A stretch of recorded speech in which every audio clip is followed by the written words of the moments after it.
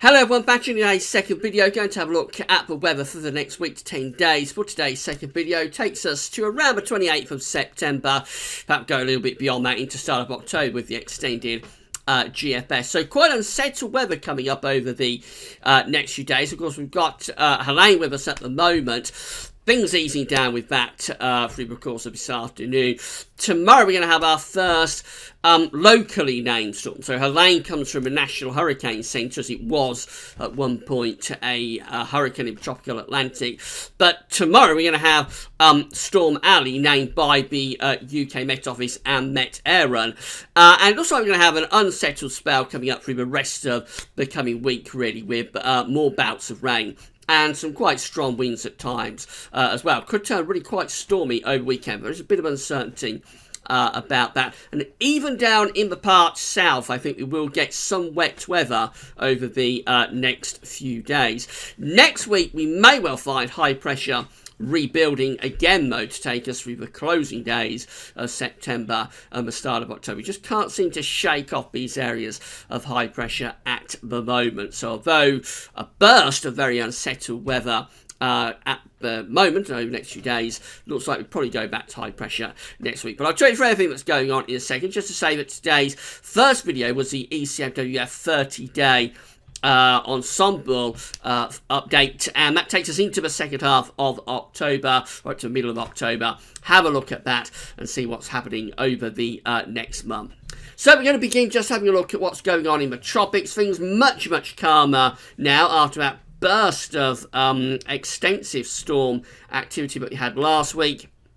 We've just got two areas of interest. One is way up in the north of America now. That's post-tropical storm Florence. So that's the storm that gave all of the severe weather to the Carolinas at the end of last week and into the weekend. That's now gone up into the north of America as a post-tropical storm. We're almost done with that, really. And then, of course, we've got Joyce still meandering around in the middle of the tropical Atlantic. That's not doing very much either. That is a post-tropical depression, or a tropical depression Joyce. So much calmer, much quieter in the tropics at the moment, and I think we're going to see those quieter conditions carrying on for a few more days. All the energy has gone further north, though, so that's partly why we've got this burst of much more extensive low-pressure activity coming up in the coming day, because a lot of the energy from the tropics has moved up into the North Atlantic, sort of enhanced the jet stream, blown up the jet stream a little bit, and that's why we're going to have a more unsettled few days coming up. Central temperature is on its way up, so this is the CT provisional up to 17th, up to yesterday, currently standing at 14.9, an anomaly of around 0.8 of a degree above average. It's probably going to tick up a little bit more over the next day or so. And then towards the end of the week, over the weekend into next week, I think that will start to fall away once again. I think we're going to finish up with a 14 Celsius finish, quite where in the 14s we're going to finish up, I'm not sure, but I think it'll be somewhere in the 14s. Not totally out of the question that we might finish up with a 13 Celsius finish. So if we finish up in the 13s, that's kind of like for modern day September, so that's quite cool, really.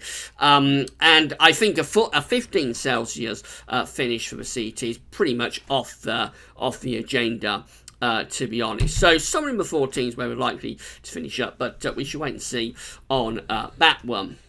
As far as the GFS temperature and precipitation ensembles are concerned for the next couple of weeks, so the red line here is the 30-year upper air temperature average. We're still above average at the moment. It's been quite warm over the past couple of days. That warm, we've got another day or so left to run. But you'll notice by the end of the week a real drop in the temperature taking place. And although we do get a bit of a tick up there, that's kind of like Saturday to Sunday, that's associated with an area of low pressure. So briefly we'll bring in quite a warm sector potentially, but it could also be really wet and maybe even quite stormy with that one as well. So that low pressure clears through. It looks like the temperatures drop again. And then as we go into the closing days of September and the start of October, not really deviating too far from average.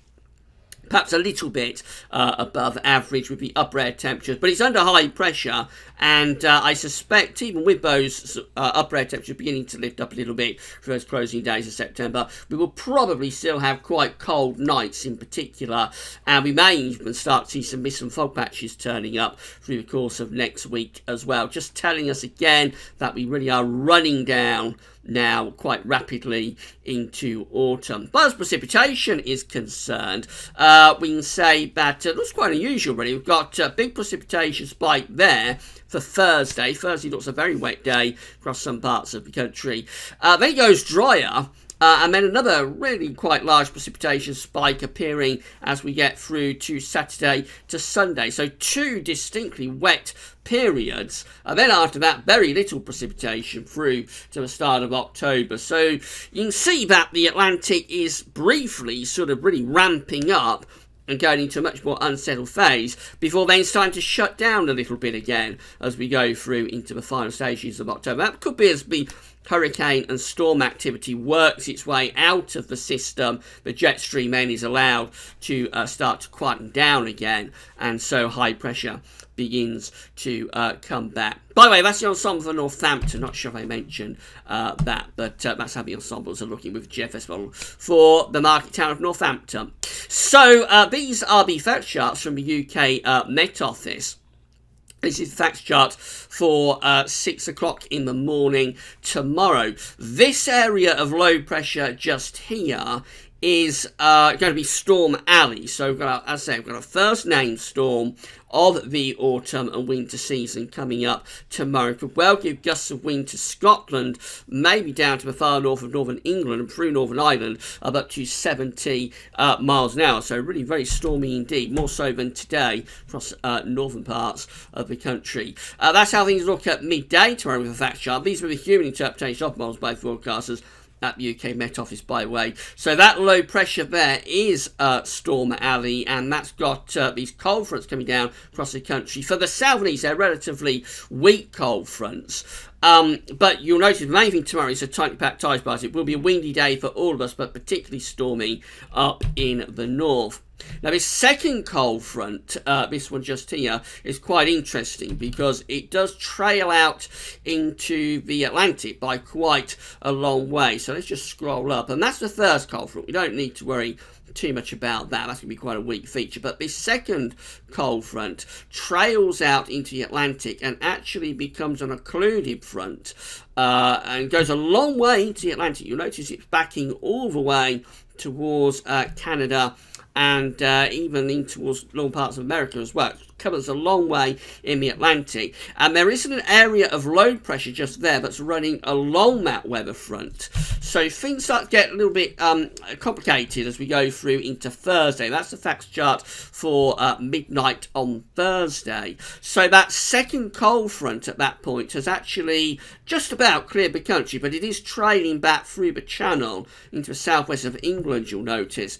It has these little ripples along it, which are just enhanced areas of precipitation, but they can develop into more general areas of wet weather. You've got warm air to the south of this front and quite cool air coming down from the north. So you've got warm air to the south of the front, and you've got quite cool air coming down from the north like that. And along those fronts, you can develop areas of low pressure. That's what's going to happen on Thursday. We get this area of low pressure running along the front. This is fact chart for midday Thursday. Area of low pressure runs along the front. There it is across Southern Ireland at midday on Thursday. And this front's going to be very active, has a lot of heavy rain associated with it. And that's particularly across parts of Wales and Midlands, Northern England. Could get some very wet weather through the course of Thursday. Then that low pressure gets out of the way on Friday. Probably have a cold or a cool, showery day on Friday, and then quite a bit of uncertainty for the weekend.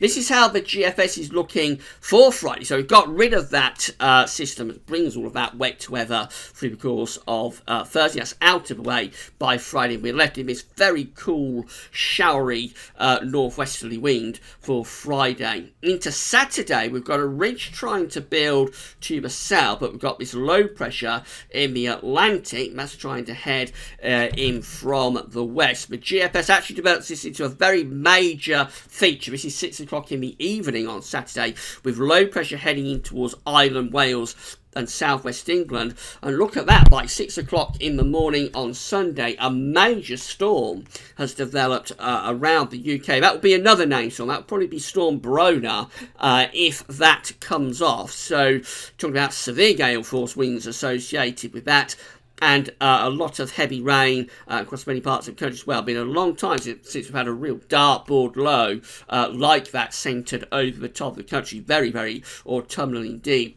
That low pressure goes spinning off into the North Sea by Monday next week, and it turns the wind into the north, so very cool air coming down around the back of that low pressure, but then high pressure starting to build in from off the Atlantic. So as we head up towards day 10, we've actually got high pressure back in over the top of the country again. So that settles things down through the course of next week. It will be quite cool at night though if that comes off, because of the legacy of that low pressure putting down those northerly winds from Sunday through to Monday. So we're under high pressure.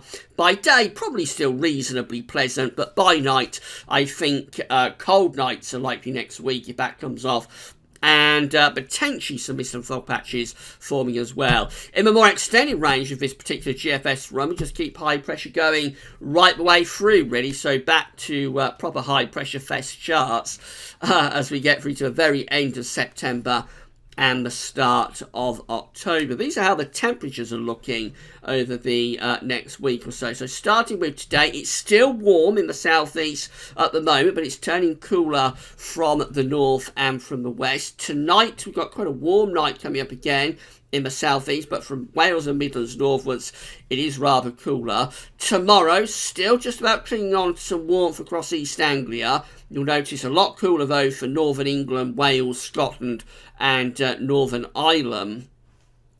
That's Thursday in the morning, 6 o'clock in the morning on Thursday, when the southeast still looks quite warm.